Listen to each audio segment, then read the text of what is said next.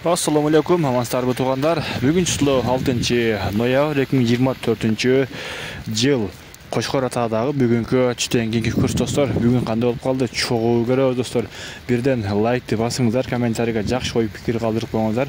Анан ушу биздин каналга сөз катталып қойыңыздар. Біз буйруса күн сайын курстарды чыгарып турабыз. Жамгыр жаап атат. Буйруса РСК банкта рубль болса 87,5 екен, ал эми доллар 86,05 екен, евро 92,60.